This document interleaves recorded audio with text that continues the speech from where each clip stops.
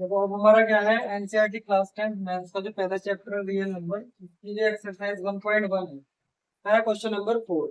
Question number 4 में क्या बोल रहा है, given that HCF of 306 and 657 is equal to 9। कहने का मतलब 306 एंड 657 का जो हमारा एचसीएफ वो कितना है, 9।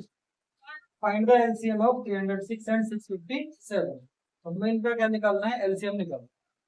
तो देखो एक फॉर्मूला हमने पढ़ा था, product of two number,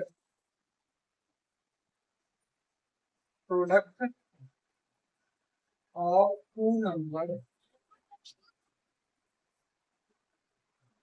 is equal to LCM into HCF.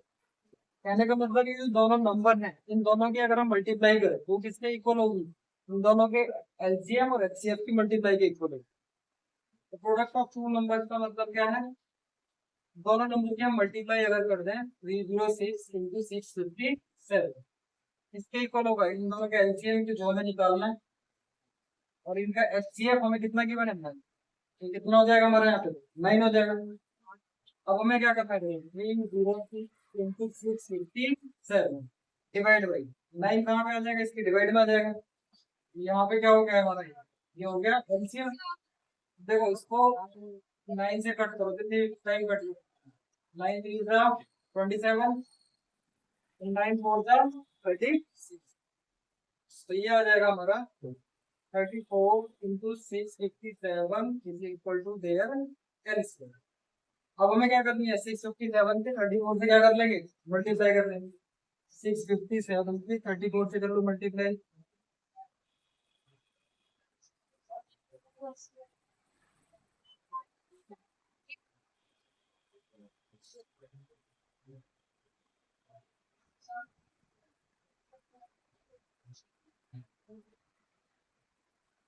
ये हमारा आ जाएगा 2233 ठीक है। और इस तरीके से जो हमारा एलसीएम निकल के आ गया वो कितना आ गया, 22,388। और जब इस टाइप से वो क्वेश्चन देगा तो हमें इसी फॉर्मूले का यूज करना है, मतलब product of two numbers is equal to LCM into HCF of this number. एक तरीका ये भी है कि जैसे इसमें इन दोनों नंबर का हम एलसीएम निकाल दें, जो हम प्राइम फैक्टर है जिस मेथड से निकाल सकते हैं, बट वैसे नहीं करना है। इस फॉर्म में अगर क्वेश्चन में दिया हुआ है तो हमें ये फॉर्मूला लगाना है, product of two number equal to LCM into H. ठीक है।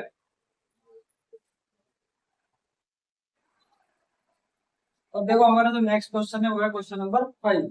वो क्या बोल रहा है, चेक वेदर 6 की power n can and with the digit 0 और एनी नेचुरल नंबर n। वो क्या बोल रहा है, ये जो 6 की पावर n है, ठीक है ना, अगर n की जगह पे हम कोई भी नेचुरल नंबर पुट करें, नेचुरल नंबर मतलब 1 2 3 4 5 वहां तक इन्फिनिटी तक, अगर किसी भी नेचुरल नंबर n के लिए अगर यहाँ n की जगह हम नेचुरल नंबर पुट करें, जैसे कि इसकी पावर 1, n की जगह 1 पुट करो तो कितना आ रहा है, 6 आ रहा है। n की जगह पे 2 पुट करो तो कितना आ रहा है, 36 आ रहा है। n की जगह 3 पुट करो तो कितना आ रहा है, 116 आएगा। तो 6 की power n can and with the digit 0 for any natural number. क्या किसी भी नेचुरल नंबर n के लिए क्या डिजिट 0 पे एंड हो सकता है, जैसे यहाँ पे क्या रहा है 6 आ रहा है, यहाँ पे क्या रहा है 6 आ रहा है, यहाँ पे भी क्या रहा है 6 आ रहा है। तो हम कब तक रख के चेक करेंगे कि लास्ट में हमारा 0 आ जाए, ये हमें चेक करना है। तो देखो अगर कोई भी नंबर है, अगर उसकी जो यूनिट डिजिट है, फॉर एग्जांपल मैंने एक नंबर दी 20, ठीक है ना, 20 है, 20 में अगर हम इससे फैक्टर करें तो देखो क्या आएगा, 2 इंटू 2 इंटू 5। ठीक है। अगर किसी भी नंबर में इसकी यूनिट डिजिट 0 है तो उसके फैक्टर्स में 2 और 5 जरूर होते हैं, क्योंकि 2 और 5 की जब हम मल्टीप्लाई करेंगे तभी हमारा क्या बनता है, 0 बनता है। तो अगर जैसे हम यहाँ 6 की बात करें, अगर मैं यहाँ 6 की पावर 10, अगर हम इसकी बात करें तो 6 को हम क्या लिख सकते थे, तो 6 को लिखेंगे 2 इंटू, और इसकी पावर क्या है n, है ना। तो क्या 6 के फैक्टर में 2 और 5 है, 2 तो है बट 5 नहीं है। तो जब इसके फैक्टर में 5 ही नहीं है तो इसकी हम 2 से मल्टीप्लाई करके 10 ला ही नहीं सकते। कहने का मतलब ये इसके फैक्टर में 5 हमारा नहीं है, इस वजह से 6 की पावर n किसी भी नेचुरल नंबर n के लिए डिजिट 0 पे एंड नहीं हो सकता। ठीक है ना। तो इस क्वेश्चन में हमें यही बताना है कि अगर n की जगह कोई भी हम नेचुरल नंबर पुट करें तो क्या मतलब इसकी जो यूनिट डिजिट है वो जीरो आ सकती है। तो इसकी यूनिट डिजिट जीरो क्यों नहीं आ सकती, क्योंकि इसके जो फैक्टर्स हैं उसमें टू तो है बट फाइव नहीं है। टू और फाइव अगर दोनों होते तब इसकी यूनिट डिजिट हमारी जीरो आ सकती थी और ये डिजिट सिक्स की पावर एन हमारी जीरो पे एंड कर सकती थी। अभी इसमें फाइव मिसिंग है तो इसलिए सिक्स की पावर एन जीरो पे एंड नहीं करेगी। उसको लिखना कैसे है वो मैं आपको बताता हूँ।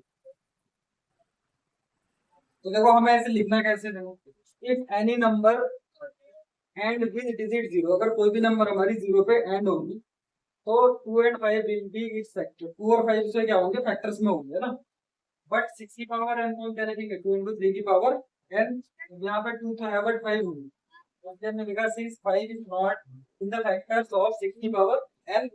सो देयरफॉर सिक्स की power N and with digit zero, की पावर एन जीरो पे एंड नहीं हो सकता है, क्योंकि इसके फैक्टर्स में हमारा फाइव नहीं। तो इस तरीके से जो हमारा क्वेश्चन नंबर फाइव था ये भी हमारा कंप्लीट हो गया।